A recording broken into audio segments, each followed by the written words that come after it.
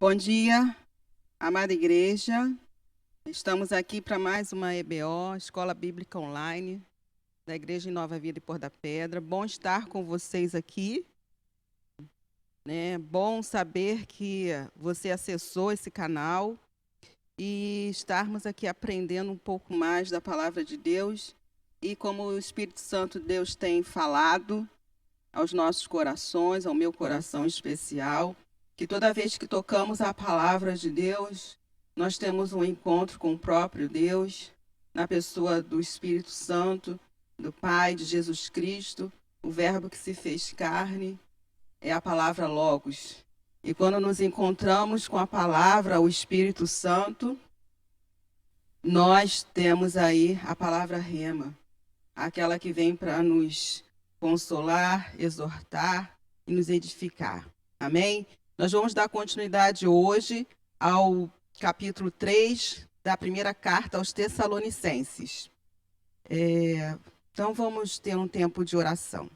Senhor, meu Deus e meu Pai, muito obrigada, Senhor, por esta oportunidade, muito obrigada por cada ouvinte desse estudo. Nós, Senhor, temos o prazer e o privilégio, Deus, de tocarmos na Tua palavra, de sentirmos a Tua presença e pedimos ao Teu Espírito que venha neste lugar, venha sobre nós, venha aqui, Senhor, neste ambiente, Senhor, ó Deus, porque tudo te pertence, tudo vem de Ti, é por Ti e para Ti, Senhor.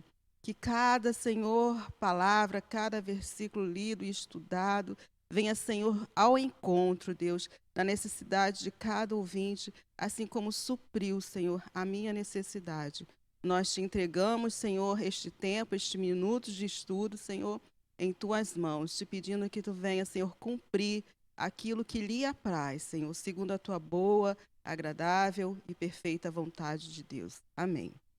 Estamos aqui, então, na continuidade, né, no capítulo 2, na semana passada, o nosso irmão diácono Leandro finalizou. Né, sabemos que os dois primeiros capítulos da primeira carta a Tessalonicenses, né, falou sobre a implantação da igreja lá em Tessalônica por Paulo. Né, falamos também aqui sobre a defesa, no capítulo passado, de Paulo, né, sobre a sua defesa daquilo que estava sendo acusado de abandonar os seus filhos na fé lá em Tessalônica. Né? E nós vamos aqui começar a ler o versículo 1 desse capítulo 3. As boas notícias trazidas por Timóteo. Versículo 1. Por isso, não podendo esperar mais, achamos por bem ficar sozinhos em Atenas e enviar o nosso irmão Timóteo, ministro de Deus no Evangelho de Cristo, para fortalecer e animá-los na fé, a fim de que ninguém se inquiete com essas tribulações, porque vocês mesmos sabem que fomos designados para isto. Pois, quando ainda estávamos com vocês, predissemos que íamos passar por aflições, o que de fato aconteceu e é do conhecimento de vocês. Foi por isso que, já não me sendo possível continuar esperando, mandei perguntar a respeito da fé que vocês têm, temendo que vocês fossem provados pelo tentador e o nosso trabalho se tornasse inútil. Versículo 6. Agora, porém, com o regresso de Timóteo, vindo do meio de vocês, trazendo-nos boas notícias a respeito da fé e do amor que vocês têm, e ainda de que sempre guardam grata lembrança de nós, desejando muito nos ver, como, aliás, também nós temos vontade de ver vocês. Sim, irmãos, por isso ficamos animados a respeito de vocês, pela fé que vocês têm, apesar de toda a nossa necessidade e tribulação. Porque agora vivemos, se vocês estão firmes no Senhor, pois que ação de graças podemos render a Deus no que se refere a vocês, por toda a alegria com que nos regozijamos por causa de vocês diante do nosso Deus. Oramos noite e dia, com máximo empenho, para que possamos ir vê-los pessoalmente e suprir o que ainda falta à fé que vocês têm. Versículo 11. Que o próprio Deus, o nosso Pai, Jesus, o nosso Senhor, preparem o nosso caminho para podermos ir visitar vocês. E o Senhor faça com que cresça e aumente o amor de uns para com os outros e para com todos, como também o nosso amor por vocês, a fim de que o coração de vocês seja fortalecido em santidade, isento de culpa, na presença de nosso Deus e Pai, na vinda de nosso Senhor Jesus, com todos os seus santos. Amém. Então, nós temos aqui, vamos dividir aqui o nosso estudo em 3 partes, né? A primeira parte do versículo 1 ao 5, onde o apóstolo Paulo fala o porquê de enviar Timóteo, né, e o que o levou, né, a enviar Timóteo, e apresenta, né, Timóteo. Do versículo 6 a 10, nós vamos abordar aqui o conforto produzido por esse relatório que Timóteo trouxe ao apóstolo Paulo. E fechando com o versículo 11 ao 13, nós vamos aqui ver e estudar um fervoroso desejo de Paulo, que chega até ser uma oração pelos Tessalonicenses, né?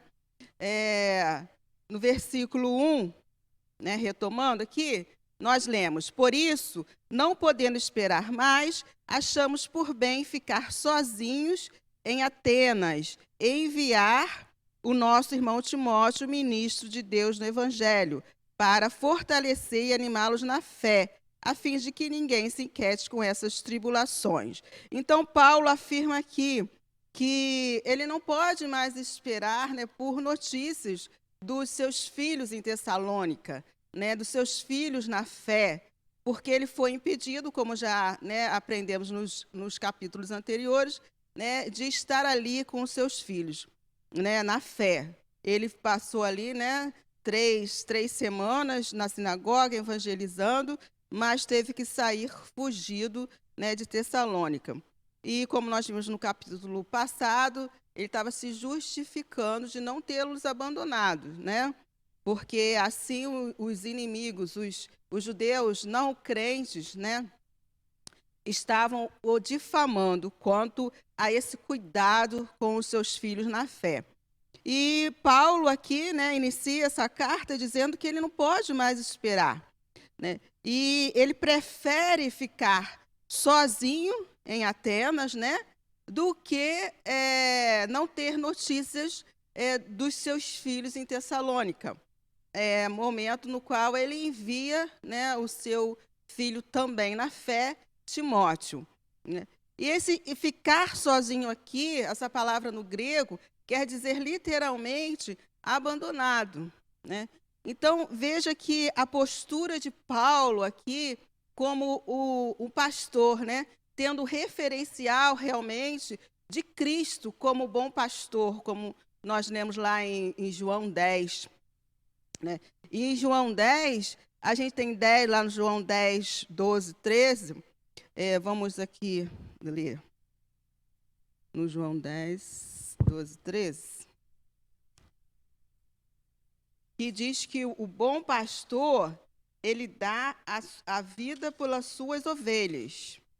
Né? Vamos ler aqui o texto. João 12, diz assim: o mercenário... No 11, né? Vamos voltar um pouquinho no 11. Eu sou o bom pastor, diz Jesus, né? O bom pastor dá a vida pelas ovelhas. O mercenário que não é pastor, a quem não pertence as ovelhas, vê o lobo chegando, abandona as ovelhas e foge. Então o lobo as arrebata e dispersa. O mercenário foge porque é mercenário e não se importa com as ovelhas. Eu sou o bom pastor, até aqui. Então, nós lemos aqui o Evangelho de João, capítulo 10, do versículo 11 até o versículo 14a. Então, Paulo aqui, mais uma vez, a gente, né, reconhece Paulo tendo Jesus Cristo como seu referencial e nos ensinando que é Jesus Cristo, né? O nosso, além de ser o nosso mediador, é aquele através do qual nós devemos nos medir, né? Em qual estatura nós estamos. É aquele para o qual nós devemos olhar, né? É aquele que é a vara de autoridade sobre nós, né? Para a qual nós devemos olhar, né? E reproduzir, né? Aquilo que ele nos ensina. E Paulo aqui, quando fala que prefere estar abandonado em Atenas, porque ali também ele está sofrendo perseguições, ele está sofrendo também necessidades físicas também, né? E ele prefere ficar, né? Abrir mão da companhia de Timóteo para enviá-lo para saber notícias, né, dos Tessalonicenses. E ele continua aqui falando no versículo 1, enviar o nosso irmão Timóteo, né? Por que enviar Timóteo? Nós vemos aqui que ele já coloca a palavra irmão Timóteo, né? Ministro de Deus no evangelho da fé. Então ele vai tratar aqui, né, falar um pouco, né, de quem é Timóteo, do caráter de Timóteo, né? Então primeiramente nós vemos aqui que Paulo apresenta Timóteo como um obreiro, e um obreiro crente, né, que ele diz, enviar o nosso irmão Timóteo. É assim como ele apresenta Timóteo lá na carta aos Colossenses, no capítulo 1, versículo 1.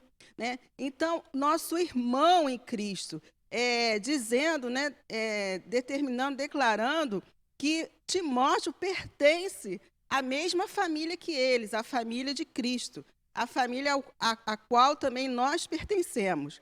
E que Timóteo, por ser da família de Cristo, por ser um obreiro, né, aprovado, né, ele tem daquilo com que compartilhar com eles. Né? Ele está enviando Timóteo para compartilhar, né, da sua fé, para que possa encorajá-los, para que possa animá-los. E nós aqui, né, meditamos, refletimos sobre a questão de que nós só podemos compartilhar, nós só podemos dar daquilo que nós temos, daquilo que nós recebemos.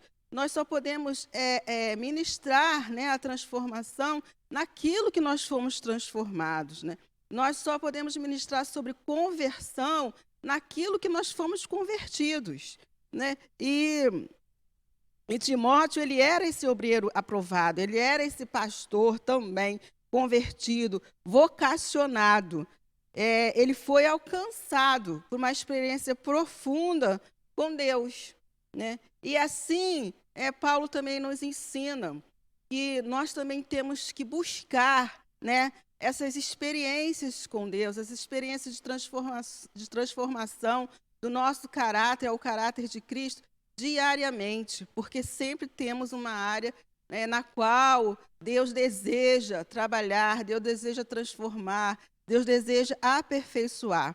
Então, nós já vemos aqui no versículo 1, né, que Paulo apresenta, né, o seu filho na fé, né, aos Tessalonicenses.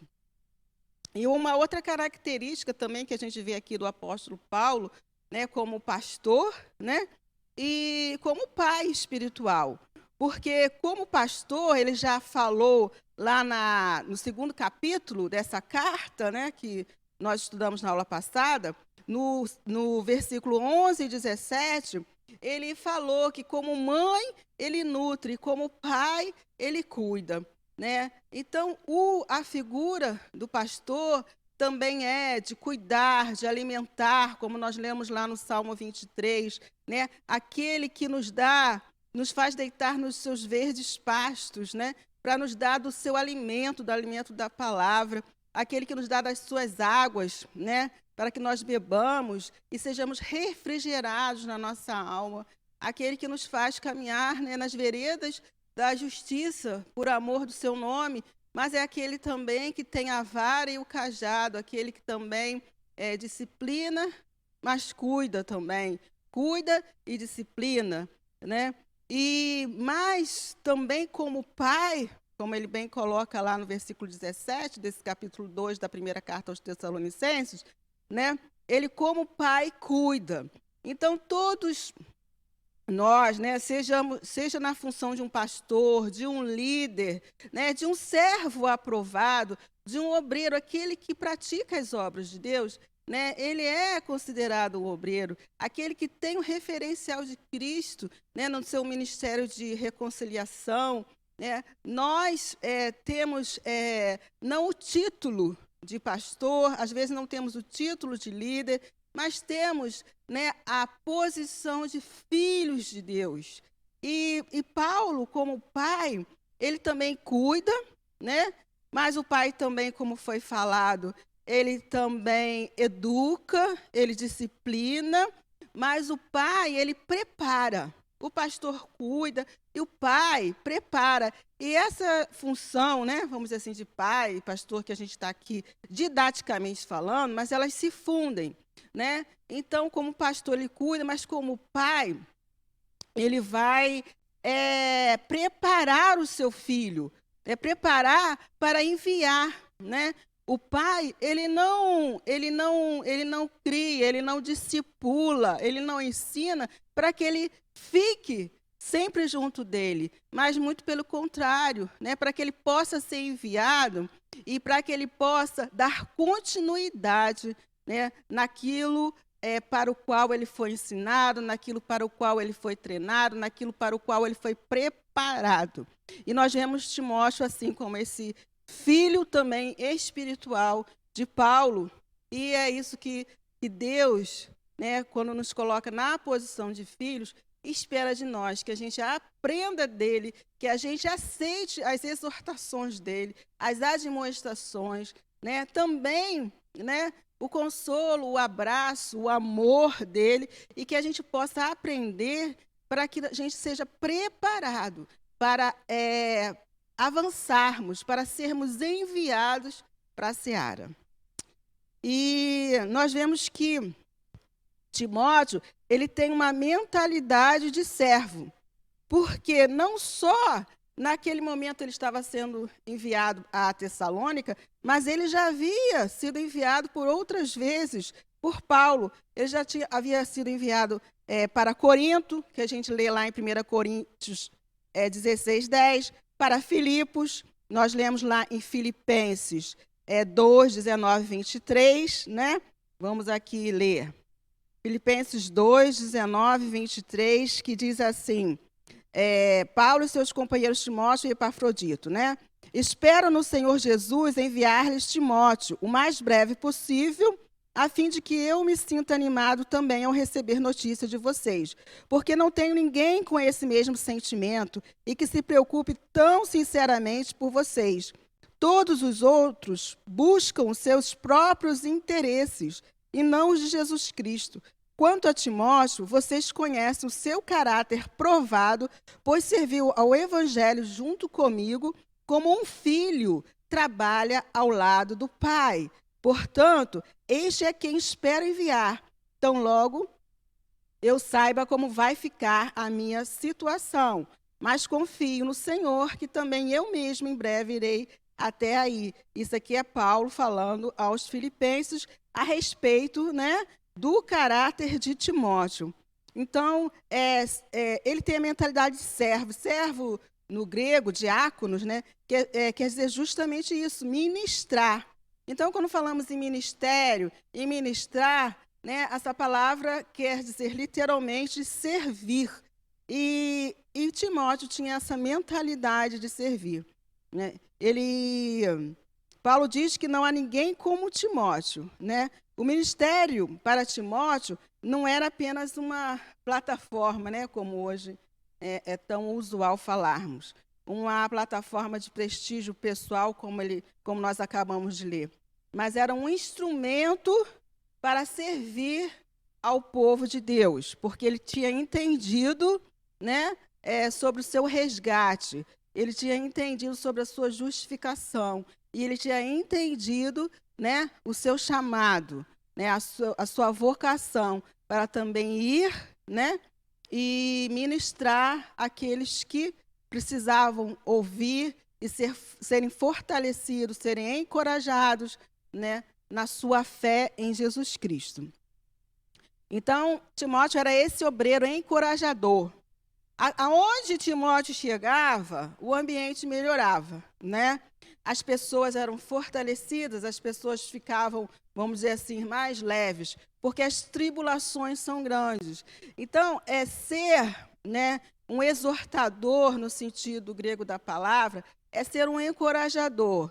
De certo que, assim como eu aprendi com o meu saudoso pastor Haroldo, né, ele falava que exortar sim é encorajar, mas muitas das vezes, para encorajarmos, nós vamos precisar ajustar algumas dificuldades, nós vamos precisar chamar, né, aquela pessoa ao conserto, mas isso tudo em amor, porque se fazemos tudo em amor, isso é recebido no coração e no espírito daquele o qual está sendo, né, exortado, né, como um encorajamento, né? Então, Timóteo era esse obreiro encorajador. Ele não chegava para apontar, ele não chegava para diminuir, né? Mas ele chegava para levantar, para animar, para encorajar, ainda que fosse necessário, né, acontecer alguns ajustes, né, ainda que precisassem ser revistos alguns conceitos, algumas atitudes ainda da velha natureza dos novos filhos na fé, né? E continuando, no versículo 3, né? No versículo 3 diz assim: a fim de que ninguém se inquiete com essas tribulações, porque vocês mesmos sabem que fomos designados para isso. Pois quando ainda estávamos com vocês, predissemos que íamos passar por aflições, o que de fato aconteceu e é do conhecimento de vocês. Foi por isso que, já não me sendo possível continuar esperando, mandei perguntar a respeito da fé que vocês têm, temendo que vocês fossem provados pelo tentador e o nosso trabalho se tornasse inútil. Então, uma das motivações também de Paulo para o envio de Timóteo era que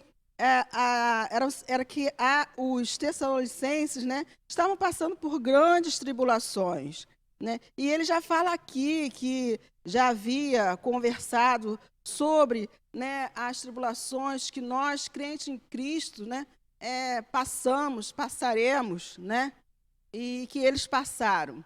Então, também é para nós, né, um norte, é para nós também um caminho de que, mesmo vivendo tribulações, perseguições, essas tribulações e perseguições, se nossa vida está posta em Deus, se nós declaramos que Deus é soberano sobre as nossas vidas, essas tribulações vão cooperar para o nosso bem, ainda que nós não entendamos. Essas tribulações, elas irão nos fortalecer, né? E é isso que Pedro, na sua primeira carta, né, no capítulo 4, do 12 a 16, vai falar que nós não devemos estranhar a perseguição, mas nós devemos considerá-la como parte normal da nossa vida cristã. Muito forte isso, né? Mas é a palavra de Deus que nos orienta. Nós devemos até nos alegrar por ela, porque sabemos que estamos sendo ensinados, estamos sendo fortalecidos, estamos sendo treinados, né, por aquele que é o autor da nossa vida, por aquele que nos chamou, que nos escolheu, né, e por aquele que declara que seria conosco todos os dias das nossas vidas até a consumação dos séculos, por aquele que diz, sim, que nós teríamos aflições, mas que tivéssemos paz com ele, por isso ele diz todas essas coisas, né, porque ele venceu o mundo, e se estamos nele, venceremos as nossas limitações, venceremos aquilo que é exterior, né, venceremos nele, ainda que não seja uma vitória na nossa concepção humana e na concepção do mundo, né, mas as tribulações, é isso que Paulo vem, né, envia também Timóteo para fortalecê-los por conta das tribulações. E vamos ler lá em 1 Pedro, que eu mencionei aqui, 1 Pedro 4, né, quando ele diz, só um minutinho, 1 Pedro 4, ele diz assim no versículo 12, amados, não estranhe o fogo que surge no meio de vocês, destinado a pô-lo à prova, como se alguma coisa extraordinária estivesse acontecendo. Pelo contrário, alegre-se na medida em que são coparticipantes dos sofrimentos de Cristo, para que também, na revelação de sua glória, vocês se alegrem exultando. Se são insultados por causa do nome de Cristo, vocês são bem-aventurados, porque o Espírito da glória, que é o Espírito de Deus, repousa sobre vocês. Que nenhum de vocês sofra como assassino, ou ladrão, ou malfeitor, ou como quem se mete na vida dos outros. Mas se sofrer como cristão, não se envergonha. Pelo contrário, glorifique a Deus por causa disso. Né? Então, o nosso sofrimento não deve ser decorrente das nossas más escolhas, das nossas más atitudes. Né? Isso aí são consequências, né, do nosso comportamento, muitas das vezes, errado. Mas ele diz que se sofremos, se somos atribulados por conta das causas de Cristo, que nós devemos nos alegrar, né? Porque Cristo falou que estaria conosco. Né? E as tribulações, se nós, né, não focarmos em Deus, mas nas tribulações, né, se nós tirarmos o foco de Deus e colocar nas tribulações, nós vamos perder a visão, né, de Deus como Pai, como Filho e como aquele Espírito Santo que está conosco, né, nos ajudando. Né? Aí nós vamos, sim, desanimar, vamos nos inquietar, vamos ficar até perturbados. E quando Paulo diz aqui, no versículo, a fim de que ninguém se inquiete com essas tribulações, esse verbo inquietar aqui no grego, ele tem a tradução, né, ele vem da palavra sainomai, ele quer dizer bajular, adular. Então, o que nós podemos aprender, né, com isso? Né? Qual a aplicação que nós temos, né, para esse conhecimento?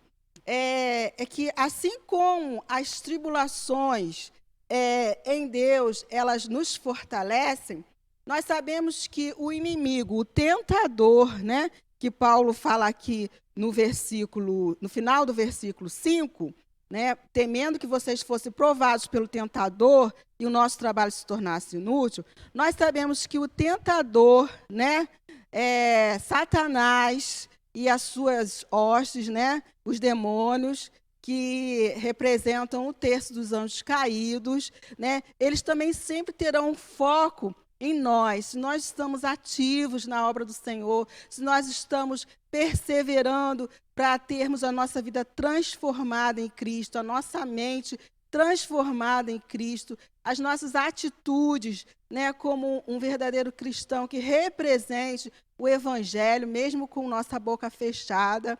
Né, se nós estamos assim, perseverando nesse caminho, nós também seremos alvo de Satanás. E Paulo coloca isso aqui, né, usando esse verbo, bajular, adular, porque, vejam bem, meditem comigo, reflitam comigo. Quando passamos por situações, né, de tribulação, quando, às vezes, né, alguém se achega ou é usado, né, vamos dizer assim, pelo inimigo, pela boca que não é de Deus, para falar assim, nossa, mas você é tão fiel na igreja, tão fiel no trabalho, né, da igreja, você é tão assíduo, uma pessoa tão boa, né, uma pessoa que tem procurado, né, honrar essa posição de filha, de filho, né, porque essas coisas vêm até você, porque acontecer, deixa disso, né, vamos viver a vida aí que é mais leve, é tanta coisa, tantas obrigações, né, que você tem, né? Então, você é uma pessoa tão boa, você vai se dar bem em qualquer área, né, da sua vida que você atuar, você vai se dar bem porque você é uma pessoa inteligente, você é uma pessoa atualizada, né? Então, deixa disso, larga desse caminho, para que tanto sofrimento? Né? Você se doa, você ama, né, o teu próximo, você é fiel nos seus dízimos, nas suas ofertas e tantas outras coisas mais que, né, dizem respeito à nossa vida cristã. E às vezes nós somos colocados em xeque pelo tentador, né? Então, esse é o sentido dessa palavra inquietar aqui. Nós passamos a ser bajulados, adulados, né? Naquilo que nós temos como qualidades, né? E sendo um convite para nos tirar do caminho, que é a verdade e a vida, que é Jesus Cristo, né? E assim como nós vemos lá no livro de Jó, quando Deus apresenta a Jó, a Satanás, e fala: olha, meu servo íntegro, né? E em outras palavras, né? Satanás fala: assim é muito fácil, ele tem tudo. Então, o inimigo toca no que ele tem, vamos ver se ele é fiel. O inimigo tentador, ele sempre vai ter um discurso de que você não consegue servir a Deus mais do que o seu interesse. Né? Você não consegue servir a Deus mais do que ao seu casamento, na sua área de saúde, nas suas finanças, à sua família, ao seu círculo de amizades. Né? Que o seu interesse por Deus, né, não é porque Ele é o seu Salvador, o seu libertador, que tem uma vida proposta, né, para você, para mim, né, muito além do que essa vida terrena, uma vida eterna, mas que precisamos sim desenvolver essa vida, né, com Deus aqui, né? Então o tentador, ele sempre vai usar disso, de que nós estamos em Deus interessados em ter sucesso no nosso casamento, saúde, finanças, família, amizade. Sim, emprego, trabalho, sim, nós queremos ter essa prosperidade, mas em Deus, vinda das mãos do Senhor, e não das mãos, né, daquele que dá com a mão direita e faz questão que a esquerda saiba, né? E que dá com uma mão e tira com a outra, né?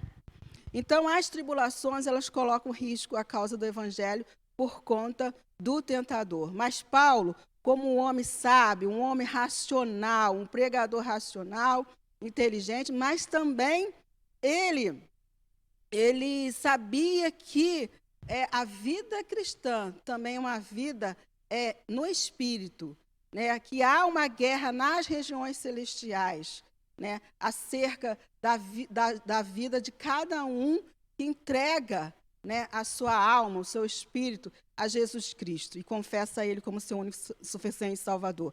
Né? E lá em Efésios 6, ele já nos dá, né, as armas para nós guerrearmos contra as astutas ciladas do inimigo. Nós já estudamos aqui as cartas dos Efésios, e aí vocês revejam lá em Efésios 6. Então, irmãos, o Satanás, ele é real, assim como Jesus Cristo é real. Né? Mas Jesus Cristo é o Salvador, e Satanás, ele é o adversário e o tentador, e vai sempre querer nos tirar do caminho que nos leva ao Pai. Vai sempre querer nos tirar das verdades que Jesus Cristo revela para que a nossa vida seja edificada, consolada, exortada, né, e edificada. Edificada é porque tudo aquilo que é profético, ele tem que nos edificar, ele tem que nos consolar e ele tem que nos exortar. Então, a nossa vida, nós declaramos profeticamente que ela está em Cristo. Então, nós temos que buscar na palavra, né, essa edificação, esse consolo, né, e essa exortação.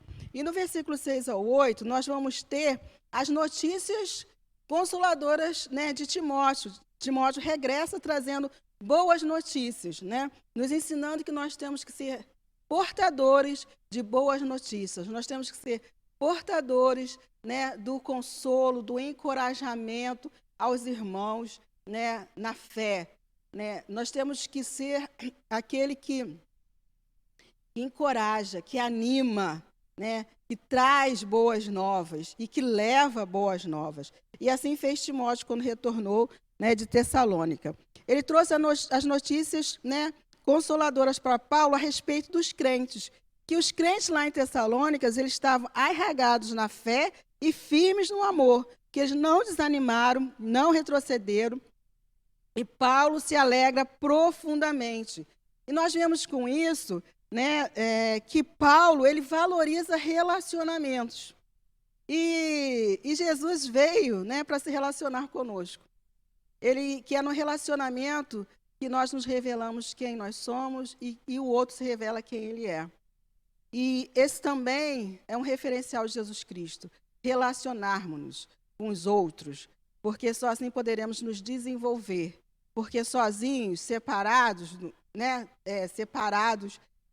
no nosso casulo, né, nós não desabrochamos, nós não crescemos, nós não compartilhamos, nós não dividimos amor, nós não dividimos problemas, nós não buscamos soluções, né? Sozinhos nós morremos, né?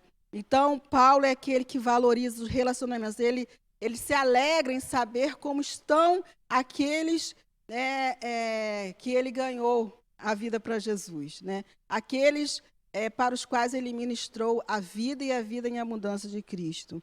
Então, isso nos diz que, ainda que sejam relacionamentos que nós tivemos outrora, passado, nós devemos, sim, ter firmes essa rede de relacionamentos. Né? Aquelas pessoas que conhecemos ontem, hoje, e aquelas que conheceremos. Né? Porque para que a gente possa transmitir o legado, né, aquilo que Deus está construindo na nossa vida. Isso só é feito através de relacionamentos. E Paulo também é consolado em meio às suas lutas, porque ele estava em Corinto, ele estava passando privações físicas, ataques contra a sua honra, né? E Paulo admite que está triste. Paulo, mais uma vez, ele nos dá um exemplo de que, mesmo você sendo líder, você sendo um obreiro fiel, você sendo um pastor, né? Você sendo um filho do Deus Altíssimo, né? Nós não somos super crentes, não somos super homens, nós nos entristecemos, nós nos preocupamos, nós, né, também nos alegramos, mas isso tudo, nós temos que ser transparentes diante de Deus, né, para que Ele possa trazer, né, o seu refrigério, né, sobre todas essas situações e tribulações. E essas notícias, né, também, eles deram vida, fôlego novo para Paulo.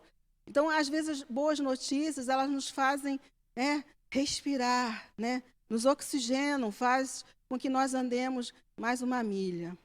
E é isso que lá, do versículo 6 ao 8, está descrito, e são esses ensinamentos que nós podemos ler, né, nesses versículos do 6 ao 8, que diz: agora, porém, com o regresso de Timóteo, vindo do meio de vocês, trazendo-nos boas notícias a respeito da fé e do amor que vocês têm, e ainda de que sempre guardam grata lembrança de nós, desejando muito nos ver, como, aliás, também nós temos vontade de ver vocês. Sim, irmãos, por isso ficamos animados a respeito de vocês, pela fé que vocês têm, apesar de toda a nossa necessidade e tribulação.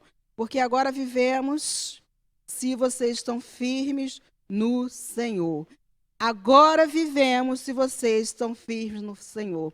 Essa carta vai tratar sobre a firmeza na fé dos crentes em Tessalônicas. E Paulo declara que agora ele está vivo, ele está reanimado, ele está revitalizado, porque chegou aos ouvidos dele essa notícia, que eles estão firmes na fé. Né? E no versículo 9 a 13, Paulo vai orar, né, pela igreja. Nós vamos ver que a oração, ela não tem limitação de tempo e nem de espaço. E a nossa intercessão, a nossa oração, ela tem um peso de uma responsabilidade em amor, né, sobre o outro, porque muitas das vezes é a nossa intercessão, ou alguém que intercede por nós, que nos faz libertarmos do pecado, às vezes resistirmos a uma tentação.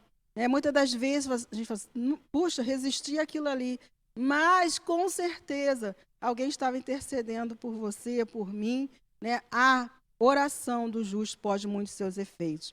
Então, interceder por alguém, pedir por alguém em oração, é isso que Paulo nos ensina, né? E a quem Paulo ora? Paulo ora a Deus Pai, Criador e sustentador do universo, né? Que reina soberano. Assim também como Paulo ora a Jesus Cristo, que é aquele, né, através do qual nós vamos ao Pai, o que está à destra, né, do Pai e que intercede por nós, né? Então, nós vemos lá no versículo 9, vamos lá, 9.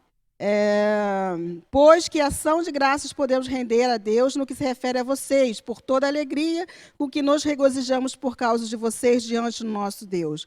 Então, nós vemos que a oração, qual é a forma, né, que Paulo ora? Ele ora com gratidão. No versículo 10, oramos noite e dia com o máximo empenho para que possamos ir vê-los pessoalmente, suprir o que falta, a fé que vocês têm. Então, no versículo 10, nós vemos que a forma como Paulo ora é uma forma perseverante, uma forma com intensidade. E no versículo 11, que o próprio Deus, o nosso Pai Jesus, o nosso Senhor, prepare o nosso caminho para podermos ir visitar vocês. E o Senhor faça com que cresça e aumente o amor de uns para com os outros e para com todos, como também o nosso amor por vocês, né? A fim de que o coração de vocês seja fortalecido em santidade, isento de culpa, na presença de nosso Deus e Pai, na vinda de nosso Senhor Jesus com todos os seus santos. Então, Paulo, ele ora com gratidão, perseverança, intensidade, e Paulo ora por coisas ordinárias, coisas simples, e também por coisas extraordinárias, né? Muitas das vezes nós oramos apenas por aquilo que é impossível, extraordinário, mas Paulo nos ensina que nós temos que orar por aquilo que é do nosso cotidiano. Senhor, me leva até o meu trabalho, né? Cuida do meu ir e vir, da minha família, né? Senhor, muito obrigada por este banho que posso tomar sozinho. Muito obrigada, Senhor, pelo meu comer, pelo meu alimentar, pela minha dispensa. Muito obrigada, né, por coisas ordinárias no nosso dia a dia, da ordem do dia, mas também pelas extraordinárias. E Paulo, aqui na sua oração, nós vemos que ele orou por 3 motivos, né? Por uma fé madura dos Tessalonicenses, né? Por um amor profundo uns para com os outros e pela santidade da igreja, né? A santidade da igreja será tratada no próximo capítulo 4, né? Dessa primeira carta aos Tessalonicenses, pela outra irmã, né? Mas nós vemos aqui que Paulo, ele ora por uma fé madura, porque ainda que as notícias sejam boas, que a fé dos Tessalonicenses está firme, há uma firmeza, né? Havia algumas dúvidas, algumas deficiências, né, na fé, como nós temos os nossos questionamentos. E uma delas era sobre a segunda volta de Cristo, a doutrina. Muitos dos irmãos tessalônicos estavam deixando de trabalhar, porque Cristo já estava às portas, né? E nós, né, aprendemos aqui que ainda que estejamos na obra, ainda que seja às vezes por esforço, irmão, porque é por esforço, né? Abrirmos mão de muitas coisas, às vezes, né, de estudar pela madrugada, de acordar pela madrugada, né, remindo, pedindo a Deus para remir o tempo, mas nós sabemos que o trabalho, ele edifica o homem, nós não precisamos, né, viver de benevolência alheia. Deus já nos ensina, porque o trabalho, ele foi designado para o homem muito antes da queda de Adão. Então, o trabalho, porque Deus colocou Adão, né, lá no Éden para administrar, para cuidar. Então, o trabalho, ele precede a queda do homem. Então, ainda que Jesus esteja às portas, né, Deus tem um propósito para cada um de nós na nossa esfera da sociedade, num trabalho que executamos, seja em qual hora for, né? Desde da mulher, né, nos seus afazeres domésticos, até aquele alto executivo. Passando por todas as esferas de trabalho, Deus sempre tem um propósito, né? Deus sempre tem um envio, né, para nós, aonde nós estivermos. E este amor profundo, né, sobre o qual Paulo ora, para nós fecharmos aqui, né? E ele diz que o sofrimento, né, pode... nós sabemos, né, que o sofrimento, ele tanto pode amolecer o nosso coração, como ele pode endurecer. Então, é necessário que o nosso amor esteja em Cristo. O referencial de amor para as nossas vidas seja esse amor de Cristo. Muitas das vezes, um amor sacrificial, né? É um amor que vai requerer de nós abrir mão de algumas coisas, né? Mas é esse amor que Paulo ora e ministra sobre a vida dos seus filhos na fé em Tessalônica, né? E esse amor é o amor que é requerido, né, por Deus na tua palavra para a igreja de Éfeso, que era uma igreja exemplar. Mas lá em Apocalipse 2, 4, né, ali o Espírito de Deus vai falar que o que tem contra aquela igreja, que ela abandonou o primeiro amor. Então, o amor, nós fomos alcançados pelo amor de Deus, né? Deus nos amou primeiro, com um laço de benignidade nos atraiu. Então, Deus é amor, né? Então, é esse amor que tem que nos mover, é esse amor que nos faz animar, é esse amor que nos faz declarar para o tentador, por aquele que queira nos animar, que nós somos filhos amados, né? E que Deus deseja, né, se comprazer em nós, sentir prazer em nós. Então, que a gente possa trilhar, né, esse caminho de santidade, de entrega, né? Possamos ter recebido nessa aula o encorajamento que Deus, né, propôs aos Tessalônicos através da vida de Timóteo, da vida de Paulo, que nós possamos receber esse encorajamento, esse bom ânimo, né, da parte do Espírito Santo através dessa aula. E só queria aqui também fechar, porque através do estudo do teólogo, né, Hernandes Dias Lopes, ele colocou algumas reflexões, né, e que eu queria compartilhar com os irmãos, que são reflexões que até agora eu estou meditando nelas, né, e buscando no Senhor aí, né, a sua direção, né. E a primeira reflexão é: a condição espiritual dos crentes gera peso no seu coração a ponto de fazer sacrifícios espirituais para fazê-los crescer na fé? 2. Você tem orado pela igreja para que os crentes sejam mais arraigados na fé e no amor? 3. Está vivendo em santidade? 4. Está preparado para a segunda vinda de Jesus? Essas reflexões, essa meditação, né, nessas questões propostas, elas não são para nos trazer peso nem condenação. Porque já diz lá em Romanos 8, né, objeto do nosso estudo, que nenhuma condenação mais há para aqueles que estão em Cristo Jesus. Mas que nós devemos ser cada vez mais animados e ativados pelo Espírito Santo.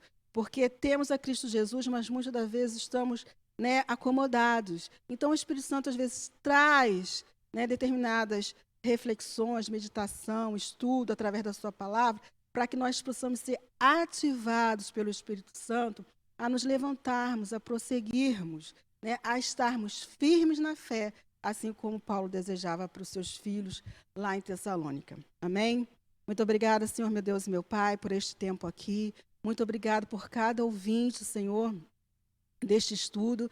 Muito obrigada, Senhor, pelo acesso direto que Tu nos dá, Senhor, pelo Teu Espírito Santo, Senhor, a revelação da Tua palavra, a profecia da Tua palavra, Senhor, porque Teu Espírito Santo é aquele que revela, é aquele que profetiza sobre nós.